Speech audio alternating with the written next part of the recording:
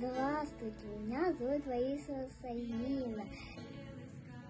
Я воспитанница детского сада «Улыбка», группы «Колокольчика». Рядом с моим домом стоит два учителя. Бульвар открыли, День республики. Также так стоит памятник народного учителя СССР Михаила Алексеева. Бульвар учителя. Самое любимое место Иркутии.